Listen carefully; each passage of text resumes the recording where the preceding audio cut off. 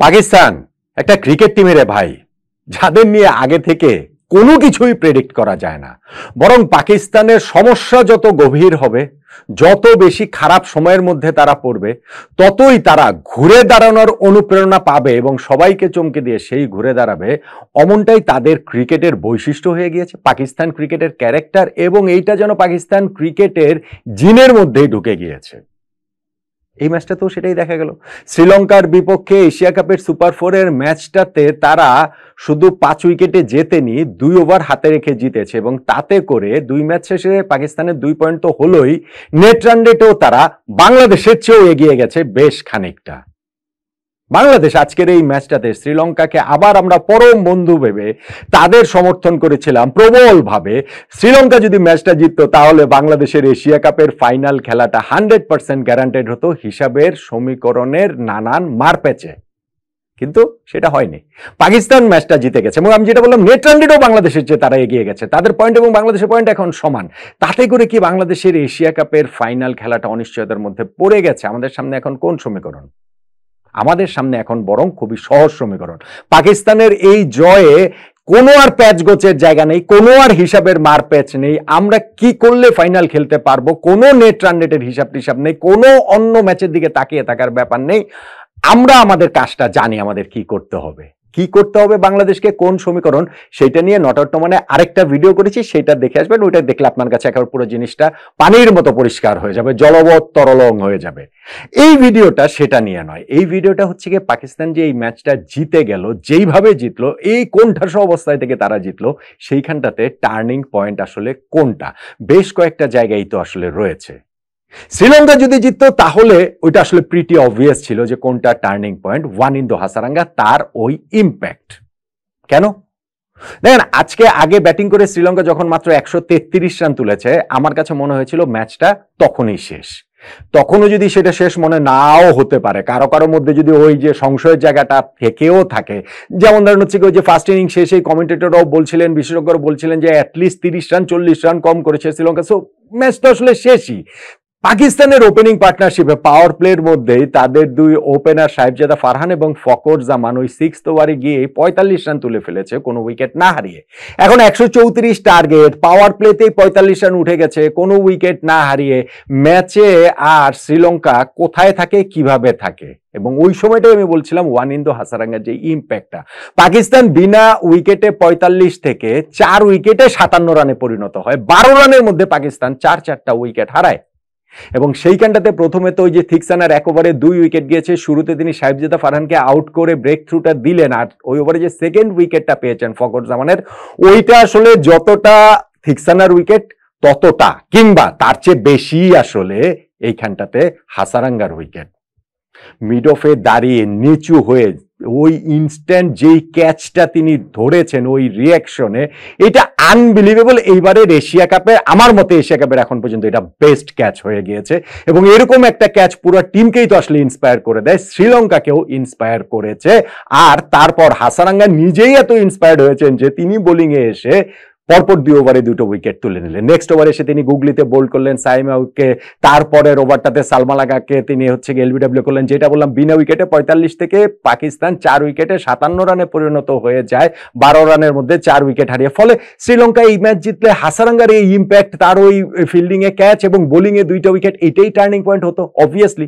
57 রানে 4 উইকেট হারানোর পর শ্রীলঙ্কার বিপক্ষে পাকিস্তান 80 রানের মধ্যে আবার 5ম উইকেটটা হারিয়ে ফেলে, যখন বোল্ড হয়ে গেলেন ওইখানে মোহাম্মদ হারিস। ওই সময় 53 বলে 54 রান লাগে হাতে 5 উইকেট নিয়ে। ম্যাচ কিন্তু 50-50। ওই জায়গাটা থেকে পাকিস্তান ম্যাচটা 2 ওভার হাতে রেখে জিতে গেছে। শেষে দিয়ে তো আরামসে তারা জিতে গিয়েছে। হুসাইন তালাত এবং মোহাম্মদ নওয়াজের অবিচ্ছিন্ন পার্টনারশিপে তারা জিতে গিয়েছে। হুসাইন তালাত হচ্ছে গিয়ে 30 বলে 32 রানে নট আউট ছিলেন, আর মোহাম্মদ নওয়াজ, যিনি আগের ম্যাচেও পাকিস্তানের হয়ে তিনি ভারতের বিপক্ষে তাকে বোলিংয়েই আনা হয়নি, শুধুমাত্র তার মানে ব্যাটসম্যান হিসেবেই খেলছেন, এই ম্যাচেও তাকে দিয়ে বোলিং করানো হয়নি, সেই তিনি হচ্ছে গিয়ে 24 বলে 38 রানে নট আউট থাকেন। হাসারাঙ্গার যে 2টা ওভার ছিল, সেই 2টা ওভারে ম্যাচটা ঘুরে যেতে যেতে পারতো, কিন্তু সেই 2টা ওভার 14 নম্বর ওভারে তাকে এই মোহাম্মদ নওয়াজ 2টা 4 মারলেন, 17 নম্বর ওভারে যখন আসলেন হুসাইন তালাত 2টা 4 মারলেন, আর 18 নম্বর ওভারে যখন শেষ 18 বলে 14 রান প্রয়োজন, তখন হচ্ছে গিয়ে মোহাম্মদ নওয়াজ 3টা ছক্কা মেরে দিয়ে খেলাটাই ইনফ্যাক্ট ওই জায়গাটাতে ওই যে পেস বোলারকে ছক্কা মেরে খেলাটাই তিনি শেষ করে দিয়েছেন। 12 বল হাতে রেখেই পাকিস্তান জিতেছে এবং নেট রান রেটটাও খুব ভালো করে তারা নিয়েছে, যদিও বাংলাদেশের জন্য এই নেট রান রেট আসলে ম্যাটার করে না, যেটা বললাম আমি অন্য ভিডিওতে এটা নিয়ে বিস্তারিত আলোচনা করেছি। ফলে পাকিস্তান এই যে এই জায়গাটা থেকে 80 রানে 5 উইকেট পড়ার পরও তাদের 53 বলে 54 রাখতো, ওই অবস্থাতেও তারা 12 বল হাতে রেখে ম্যাচটা জিতে গিয়েছে এবং সেই জয়ের ফাউন্ডেশনটা তৈরি করে দিয়েছে তাদের বোলাররা 133 রানে শ্রীলঙ্কাকে আটকে রেখে। এই 133 রানে আটকে রাখার পথে পাওয়ার প্লেতে শ্রীলঙ্কা 3টা উইকেট হারিয়েছে।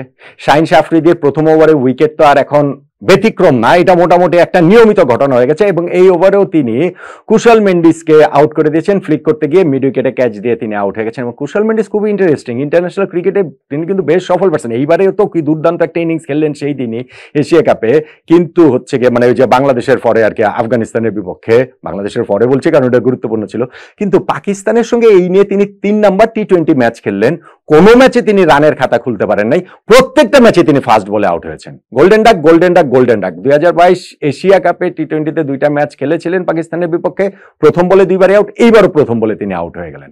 শাহিন শাহ আফ্রিদি তারপরের ওভারটাতে প্রথম নিশাঙ্কাকে উইকেটের পেছনে ক্যাচ দিতে বাধ্য করলেন এবং হারিস রৌফ এসে তিনিও যখন হচ্ছে গিয়ে সেই উইকেট শিকারের মধ্যে হচ্ছে গিয়ে নিজেকে নিয়ে গেলেন, কুশল পেরেরার উইকেটটা নিয়ে নিলেন। 43 রানে শ্রীলঙ্কার 3 উইকেট পড়ে যায়। এরপরে ক্রুশাল ব্রেক থ্রুটা আসলে দিয়েছেন হুসাইন তালাত। এই হুসাইন তালাতকে কিন্তু গত ম্যাচে তিনি পাকিস্তানের হয়ে ভারতের বিপক্ষে খেলেছেন, তবে তাকে কিন্তু বোলিং এ আনা হয় নাই। এই মিডিয়াম পেসারকে এই ম্যাচে বোলিং এ আনা হলো 8 ওভারে এবং এসেই তিনি ওই ওভারটাতেই 2টা উইকেট তুলে নিলেন। চারিত আসালাঙ্কা এবং দাসুন সানাকা পরপর 2 বলে তিনি 2টা উইকেট তুলে নিলেন। All of a sudden match থেকে শ্রীলঙ্কার একেবারে ছিটকা পড়ার মতো দশা হলো। হ্যাঁ, তারা ওই জায়গাটা থেকেও তারা রিকভার করার চেষ্টা করেছে। 57 রান না 58 রানে তার 5 উইকেট পড়েছিল, সেইখান থেকে তারা 133 পর্যন্ত গিয়েছে। কামিন্দু মেন্ডিস তিনি 44 বলে 50 রানের একটা ইনিংস খেলেছেন, লাস্টে গিয়ে 19 নম্বর ওভারে আউট হয়েছেন। শাহিন শাহ আফ্রিদি তার 3rd উইকেট পেয়েছেন। লাস্ট 5 ওভারে তারা 45 রান তুলেছে, কিন্তু এত কিছু সত্ত্বেও রান হয়েছে 133। আর সেইখানটাতে ওই যে বললাম যে পাকিস্তানের শাহিন শাহ আফ্রিদির ওই যে শুরুর 2টা ব্রেক থ্রুর কথা বলেন কিংবা হুসাইন তালাতের 1 ওভারে 2টা উইকেটের কথা বলছি আমি, আবরার একটা মাত্র উইকেট পেয়েছেন লেগ স্পিনার, তবে তিনি মাত্র হাসানাঙ্গুর উইকেটে পেয়েছেন, তবে তিনি হচ্ছে গিয়ে 4 ওভারে বোলিং করে রান দিয়েছেন মাত্র 8 রান। ফলে পাকিস্তানের একটা খুবই কমপ্লিট পারফরমেন্সটা এই জায়গাটাতেও ছিল এবং ক্যাচিং এফিসিয়েন্সিও খুব ভালো। আমি টিভির ধারাভাষ্যে শুনছিলাম যে এবারের এশিয়া কাপে ক্যাচিং এফিসিয়েন্সি সবচেয়ে ভালো টিম হচ্ছে গিয়ে পাকিস্তানের। তো সবকিছু মিলিয়ে তারা ওই শ্রীলঙ্কাকে 133 রানে আটকে রেখে আমি মনে করি যে জয়ের পথটা মোটামুটি তৈরি করে রেখেছে। তাহলে টার্নিং পয়েন্ট আসলে কোনটাকে বলবো আমরা? শ্রীলঙ্কা যদি জিততো তাহলে ওয়ানিন্দু হাসারাঙ্গা তার ফিল্ডিং, তার বোলিং এ এসে 2 উইকেট তুলে নেওয়া, তারও ইম্প্যাক্ট, সেটাকে বলতাম। আর যখন পাকিস্তান ম্যাচটা জিতেছে আমি হুসাইন তালাতের কথা বলবো, হুসাইন তালাতের ইম্প্যাক্টের কথা বলবো। মানে ওই সাইড থেকে যেহেতু হাসারাঙ্গা, সেই হিসাবে আমি মিলিয়ে এটা বলছি। প্রথমত বল হাতে নিয়ে তিনি যেমন ওই যে একেবারে 2টা উইকেট আসালাঙ্কা এবং সানাকাকে আউট করে ম্যাচটার অনেকটা শ্রীলঙ্কার দিকে নিয়ে এসেছিলেন, মানে শ্রীলঙ্কা কি বলা চলে যে পাকিস্তানের দিকে নিয়ে এসেছিলেন, শ্রীলঙ্কা বলছি, পাকিস্তানের দিকে নিয়ে এসেছিলেন। আর তারপরেও ব্যাটিং এর ওই জায়গাটাতে খুব ক্রুশাল একটা মোমেন্টে যখন 80 রানে 5 উইকেট পড়ে যায়, তারপরে মোহাম্মদ নওয়াজের সঙ্গে তার যে পার্টনারশিপটা, সো হুসাইন তালাতের যে ইম্প্যাক্ট, সেইটাকেই আমার কাছে মনে হয় পাকিস্তানের এই 5 উইকেটের জয়ে টার্নিং পয়েন্ট। পাকিস্তানের এই জয়টা এই ম্যাচে আমরা চাইনি, শ্রীলঙ্কার জয়টাই চেয়েছিলাম, সেইটাতেই হয়তো আমাদের এশিয়া কাপের ফাইনাল খেলার পরটা আরেকটু সহজ হতো, গ্যারান্টেড হতো, যদিও সমীকরণটা জটিল ছিল। কিন্তু পাকিস্তান জিতে গেছে, হু কেয়ারস? বাংলাদেশের সামনে এখন ইকুয়েশনটা তো আরো অনেক বেশি স্ট্রেট ফরওয়ার্ড। কোন স্ট্রেট ফরওয়ার্ড ইকুয়েশন সেটা দেখে আপনারা বলতে পারেন, নট আউট তোমার অন্য ভিডিওটাতে দেখে বলতে পারেন যে আসলে বাংলাদেশ এই ইকুয়েশন মিলিয়ে এশিয়া কাপের ফাইনালটাতে খেলতে পারবে কিনা। আর যেই টার্নিং পয়েন্টের কথা আমি বললাম পাকিস্তানের এই ম্যাচ জয়ের, সেটার সঙ্গে তো আমার মনে হয় আপনারা সবাই একমত হবেনই, নাকি?